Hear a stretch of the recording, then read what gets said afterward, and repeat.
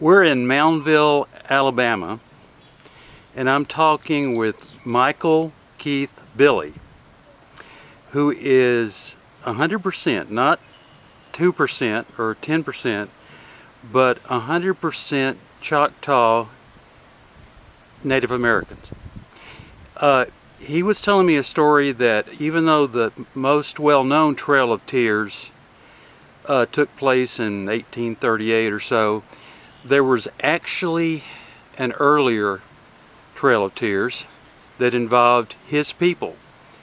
And I would like him to tell his story again as to why his ancestors did not go to Oklahoma. So the stage is yours. All right.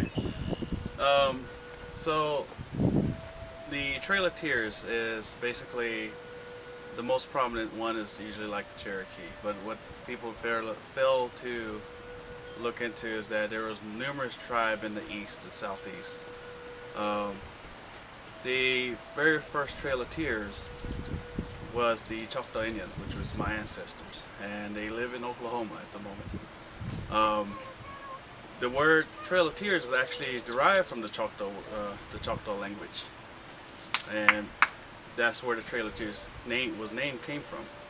It was later when the Cherokees and like the Creeks and all the other tribes that started to be removable, but the Choctaws was the very first one to be removed. So with my tribe in Mississippi, Mississippi Band of Choctaw Indians, what happened was when the Trail of Tears began, majority of my ancestors were obligated to move. However, there was a handful in Mississippi that lived in the swamps. They hid in the swamps and they knew the terrain. They survived in the area, which prevented them from removal. From that little group of people that lived in Mississippi, they started to gain more population, and once they gained more, expand their population, they became the Mississippi Band of Choctaw Indians like in the 1950s or 1960s. So now from that little band that was in Mississippi, which is in Philadelphia, Mississippi in Neshoba County, we are at least over maybe 50,000 strong members now. And over half, more than half are full-blooded, maybe about 3/4 of the tribe members, and we still pertain our languages, we still have our culture. A lot of our culture are enculturated with the European style, European characteristic. However, you can still see the preservation that our tribe has maintained by doing our traditional dances, traditional clothing, the game of stickball, the Choctaw stickball. And every year in July, the second week of July, we have our Choctaw Indian Fair, which is a very similar, a very parallel type of culture that used to be the green corn ceremony. And today at Moundville, in October, we usually have our festivals here, which all the Southeastern tribe comes out here, and that's their ceremony, that's festival dances.